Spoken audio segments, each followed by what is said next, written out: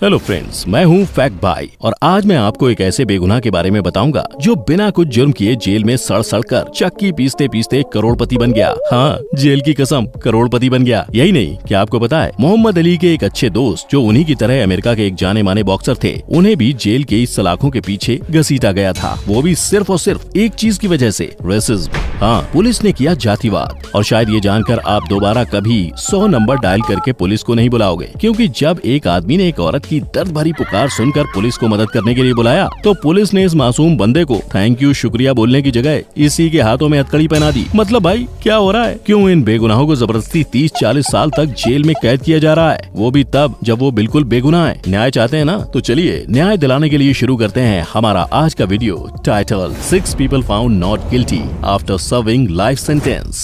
Number 1, 100 number मत dial करना। अब मैं आपके सामने एक क्राइम सीन रिक्रिएट करने वाला हूँ, तो ध्यान से सुनिए। हकजिल नाम का एक चीनी बंदा एक पब्लिक टॉयलेट में लाश देखता है, पुलिस को कॉल करता है, पुलिस आती है और उसे ही गिरफ्तार करके चली जाती है। मतलब आप बोलोगे कि भैया ये क्या कर दिया? तो फ्रेंड्स, ये बात अप्रैल 1996 चाइना की है, जहाँ 18 साल के मासूम हकजिल के साथ उल्टा चोर कोतवाल को डांटे सेम टू सेम ऐसा ही हुआ, सिर्फ ताकि पुलिस अपने डिपार्टमेंट की वाहवाही हर अखबार और न्यूज चैनल में करा सके। इतना ही नहीं, पुलिस ने इस बेगुनाह को पकड़कर उसे 48 घंटों के अंदर अंदर ही इतना टॉर्चर किया कि भाई ने पैंट गीली करके खुद वो कबूल कर लिया जो पुलिस वाले सुनना चाहते थे। हाँ, हत्या मैंने ही की है। मतलब यहाँ दाल में कुछ तो काला है। पर आप सोच रहे होंगे ना कि इतनी जल्दी बस 2 दिन के अंदर कैसे खूनी को पकड़ लिया गया? तो उस वक्त चाइना में पुलिस वालों पर ऊपर के डिपार्टमेंट से कुछ ज्यादा ही प्रेशर आता था कि ये केस सॉल्व करना है तो बस करना ही है और जल्दी करना है। तो बस इसी चक्कर में 2 महीने बाद इस बेगुनाह को फायरिंग स्क्वाड के तहत यानी गोली मार के यमराज के हवाले कर दिया गया। लेकिन केस अभी बाकी है मेरे दोस्त। क्यों?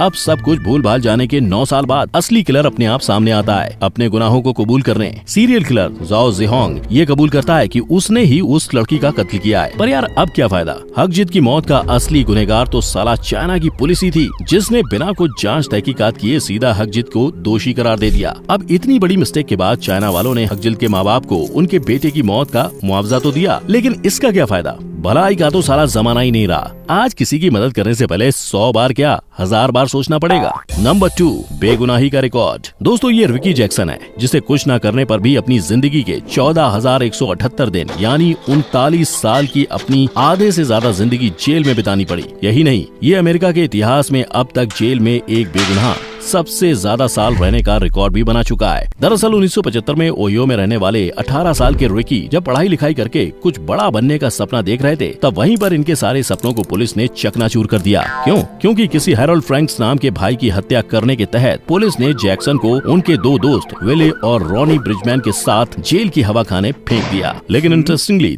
इन तीनों में से कोई हत्या की जगह पर उस वक्त मौजूद ही नहीं था, तो इन्हें फिर सजा क्यों और किस बेस पर हुई? ये सब 12 साल के लड़के की जुबानी कारण हुआ था, जिसने पुलिस को जाके ये बताया कि उसने 3 दोस्तों को फ्रैंक भाई को गंभीर तरीके से मारते हुए देखा है। फिर यहाँ से होना क्या था? जज ने सीधा उन्हें इलेक्ट्रिक चेयर से मौत की सजा सुना दी। पर उनकी किस्मत पर रब दी मेहर से ही उसी साल ये मौत के रूल को यूएस सुप्रीम कोर्ट ने ओवर रूल कर दिया, यानी कैपिटल पनिशमेंट को चेंज करके लाइफ इम्प्रिजनमेंट का रूल बना दिया, जिससे ये मौत से तो बच गए पर पूरी जिंदगी काल कोठरी में बिताने के लिए फेंक दिए गए। लेकिन किंतु परंतु बंधु, जैक्सन भाई ने अब भी हार नहीं मानी। वो बार बार हर बड़ी हस्ती, पत्रकार, पिक्चर के निर्देशक को अपनी सच्चाई वाली कहानी बताने के लिए पत्र लिखता रहा और आखिरकार 2011 में पूरे 31 साल बाद फाइनली द सीन नाम की एक बड़ी मैगजीन ने इन पर एक प्रॉपर स्टोरी लिखी और वहाँ से ही लकीली ये स्टोरी उस 12 साल के लड़के के पादरी ने पढ़ी, वही लड़का जिसकी वजह से जैक्सन और उनके दोस्तों की ये हालत हुई। और अब फ्रेंड्स, अपने पादरी से वापस इस 12 साल के लड़के की पिक्चर में एंट्री हुई और इस बार बंदे ने सब कुछ सच सच उगल डाला कि कैसे उसे पुलिस ने मार के, धमका के और डराकर इन तीनों के खिलाफ गवाही देने के लिए कहा था। मतलब फ्रेंड्स, आप समझ सकते हो कि कैसे पुलिस की मिली भगत से बेचारे जैक्सन की जिंदगी बर्बाद हो गई। ना जाने उन्हें जैक्सन से क्या खुन्नस थी। अब इन सब सीक्रेट रिवील्स के चलते कोर्ट में फिर से सुनवाई हुई और भाई को फाइनली पूरे के पूरे 39 साल बाद बाहर की ताजी हवा खाने का मौका मिला और इस गलत जुर्म में अपनी जिंदगी जेल में गुजारने के लिए इनको पूरे $2 मिलियन भी मिले, जो तकरीबन 14 करोड़ के आसपास होते हैं। पर यार जिंदगी तो चली गई, अब क्या करेंगे ऐसे पैसों का? नंबर 3, बॉक्सर बना जेलर। दोस्तों, आप यकीन नहीं करोगे पर एक मशहूर बॉक्सर ढिशुम करने के बजाय एक झटके में सीधा सब कुछ गंवा के जेल में चक्की पीसिंग करने लगा। क्यों? वो इसलिए क्योंकि वो गलत टाइम पर गलत जगह था। फ्रेंड्स, ये सन 1966 की रात की बात है जब न्यू जर्सी का लैफेट ग्रिल कैफे में सडनली गोलीबारी चली और 3 लोगों की जान चली गई। और जानवान सब चले जाने के बाद वहाँ गलत टाइम पर गलत जगह ये मशहूर बॉक्सर रूबेन कार्टर अपनी गाड़ी लेकर पहुँचे और जैसे ही पहुँचे पुलिस ने इन्हें गाड़ी से उतारकर सीधा अपने पुलिस वैन में हथकड़ी पहनाकर बिठा दिया। मतलब बंदा जस्ट क्राइम के सीन पर आया और बेमतलब पुलिस ने उसे हिरासत में ले लिया। I mean, ऐसा पुलिस कैसे कर सकती है? तो ऐसा पुलिस ने अपने 2 रुपए के चिंदी चोर कम खबरी की झूठी गवाही पर किया। अंदर की बात तो ये थी कि इन चिंदी चोरों को पुलिस ने फेवरेबल ट्रीटमेंट देने का लालच में रूबेन के खिलाफ झूठी गवाही देने को मजबूर कर दिया, क्योंकि रूबेन भाई एक ब्लैक था, यानी रेसिज्म का चक्कर। इन्होंने बेफालतू बेवजह इस मशहूर बॉक्सर का करियर तमाम कर दिया। Can you believe it? फिर यहाँ से उन्हें 1967 में अपने ना किए हुए जुर्म के लिए पूरी जिंदगी सड़ने के लिए जेल में डाल दिया गया। लेकिन इसी मुसीबत के दौरान रूबेन को उनके साथी मशहूर जैन बॉक्सर मोहम्मद अली और मशहूर सिंगर बॉब डिलन का भी भरपूर सहारा मिला और न्याय की लड़ाई में जीते रूबेन को आखिरकार 1986 में न्याय मिल ही गया। उन 2 चिंदी चोरों ने अपनी झूठी गवाही का गुनाह कबूल कर लिया। इसके बाद रूबेन को कोर्ट ने बेगुनाह साबित करके उस पे लगे सारे आरोपों को वापस ले लिया। एंड फाइनली 20 साल के लंबे इंतजार के बाद रूबेन भाई काल कोठरी की 4 दीवारी से वापस खुली दुनिया में लौट आए। मतलब भाई, हम काले हैं तो क्या हुआ, न्याय के अधिकारी हैं भाई। नंबर 4, अंधेरे में गलत तीर।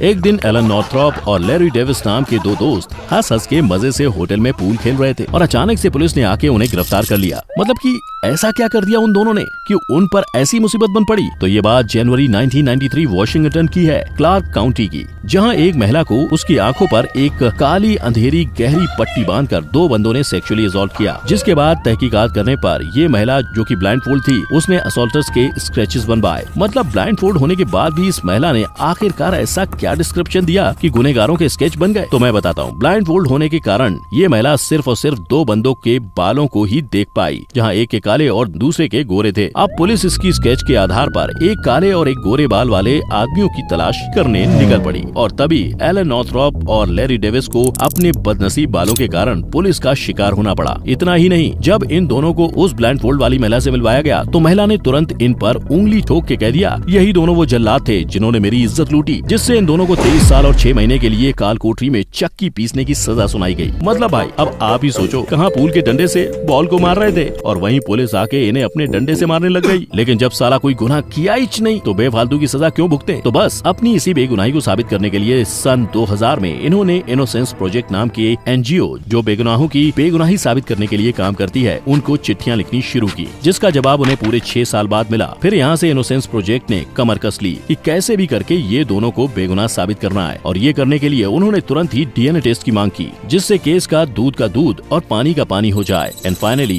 डीएनए टेस्टिंग के रिजल्ट आते ही सब कुछ क्लियर हो गया कि एलन और लैरी दोनों वाकई में बेगुनाह थे। एंड फाइनली 2010 में पूरे 17 सालों के बाद इन दोनों को न्याय मिला, इन्हें बाइज्जत बरी कर दिया गया। नंबर 5, हंसते हंसते कट गए इनके रास्ते।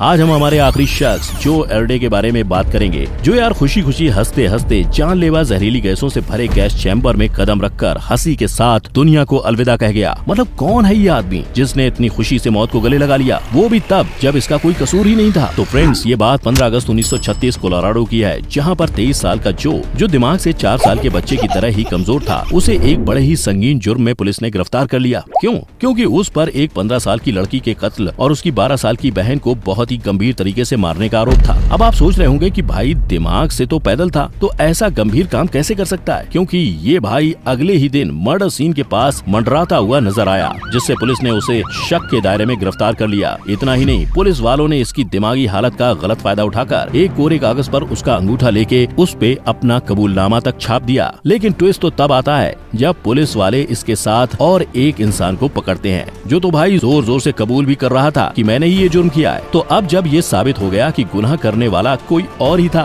तो फिर इस बेगुनाह को छोड़ क्यों नहीं दिया गया? तो फ्रेंड्स, पुलिस वालों से हुआ था घोटाला, बांध लिया था उन्होंने गलत बंदे के हाथ में ताला, जिससे उनकी रेपुटेशन का गारंटीड था दांव पर आना। अब अपने इसी कांड को दुनिया के सामने छुपाने के लिए लिए उन्होंने और भी जाल बुनकर जो को असली हत्यारे के साथी कहकर मरने की सजा दिलवा दी। इनफैक्ट बेचारे जो को मौत का मतलब तक नहीं पता था। जब उसके मरने से एक दिन पहले उसका आखिरी फाइनल मील पहुंचाया गया तो उसने एक नन्हे मुन्ने बच्चे की तरह पूरा दिन सिर्फ आइसक्रीम खाने की सिफारिश की। फिर 6 जनवरी 1939 को वो चेहरे पर एक बड़ी सी मासूम सी मुस्कान लेकर प्राण घातक गैस चैम्बर में चलकर भगवान को प्यारा हो गया। लेकिन भाई पिक्चर तो अभी बाकी है, क्योंकि तकरीबन 50 साल बाद यानी 1991 में ऑथर रॉबर्ट पर्स्की को जो के जेल के वार्डन की एक पोएम मिली जो कि इनोसेंस को दर्शा रही थी। तो बस ये पढ़कर रॉबर्ट भाई साहब की इस केस में दिलचस्पी बढ़ गई कि ये भाई इनोसेंट है, इसे न्याय मिलना चाहिए और ये दुनिया की नजरों के सामने आना चाहिए। और यही साबित करने भाई अपनी ओर से इस केस पर तहकीकात करने लग गए और फाइनली बहुत मेहनत के बाद उन्होंने 1995 में डेडली इनोसेंस किताब लिखी, जिससे ये केस पूरी दुनिया के सामने आया। फिर 2007 में एक वकील डेविड मार्टिन्स और रॉबर्ट पर्स्की की इस किताब से प्रेरित होकर जो को इंसाफ न्याय दिलाने के लिए इस केस में आगे एक पिटीशन फाइल किया गया, जिसकी 2011 में सुनवाई के बाद पूरे के पूरे 72 सालों बाद स्वर्गवासी जो एरिडो को बेगुनाह घोषित किया गया। But At what cost? You may ask. Number 6, जेल में बना करोड़पति। कैलिफोर्निया के क्रैक कोले बेगुनाह होने के बावजूद अपनी जिंदगी के 39 साल जेल में बिताकर करोड़पति बन गए। कैसे बने? चलिए जानते हैं। ये बात नवंबर 1978 की रात की बात है, जब कोले भाई पर अपनी 24 साल की गर्लफ्रेंड रोहाना विच और अपने 4 साल के बेटे डोनाल्ड विच का कत्ल करने का संगीन आरोप लगा था। इनफैक्ट इसी के चलते कोले को 1979 और 1980 में 2 अलग अलग ज्यूरी ने दोषी करार दिया और अपनी बाकी की बची खुची जिंदगी जेल की 4 दीवारी में काटने के लिए टाटा बाय बाय कह दिया। लेकिन इसके बावजूद कोले भाई अपनी बेगुनाही साबित करने के लिए कोर्ट के मैदानी जंग में डटे रहे और फाइनली 2013 में कोले भाई की बेगुनाही को सपोर्ट करने पुलिस डिटेक्टिव माइकल बेंटर आगे आए। उन्होंने पुलिस डिपार्टमेंट के साथ मिलकर पूरा केस फिर से रीओपन किया और एक पिटीशन फाइल की, जहां इस केस में वापस सुनवाई रखने के साथ साथ डीएनए इन्वेस्टिगेशन की जांच की मांग की गई। एंड फ्रेंड्स, गेस व्हाट, ये पिटीशन कोर्ट ने अप्रूव की और जैसे ही डीएनए के रिजल्ट्स आए, कोले भाई को जज ने बाइज्जत बरी कर दिया। अब फ्रेंड्स, आई एम श्योर आप सोच रहे होंगे कि भाई डीएनए से अब कैसे जजमेंट आया। तो वेल, मैं आपको बता दूं 1978 में डीएनए टेस्टिंग पॉसिबल नहीं थी, क्योंकि उसका आविष्कार ही नहीं हुआ था। पर यार कोले भाई के साथ तो बहुत बुरा हुआ, 39 साल बेमतलब के बर्बाद हो गए। अब ऐसे में नॉट फाउंड गिल्टी के कंपनसेशन लॉ के तहत कोर्ट ने कोले भाई को 2 मिलियन USD यानी 14 करोड़ रुपए दिए। पर इसका क्या फायदा, भाई की तो पूरी जिंदगी बर्बाद हो चुकी थी। और इसी का गुस्सा कोले ने पुलिस वालों के खिलाफ लॉसूट फाइल करके निकाला, जिससे कोले भाई आज पूरे के पूरे 21 मिलियन USD यानी तकरीबन 150 करोड़ की मिल्कियत के मालिक हैं। तो फ्रेंड्स, क्या इन बेगुनाहों के साथ ये जुल्म सितम होना जायज था क्या? पुलिस वालों का बिना जांच पड़ताल किसी को गिरफ्तार करना, लॉ का झूठे आधारों पर सजाए मौत देना सही था? नीचे कमेंट करके हमें जरूर बताएं। हम फिर मिलेंगे दोबारा ऐसी इंटरेस्टिंग वीडियोस के साथ। टेक केयर, जय हिंद।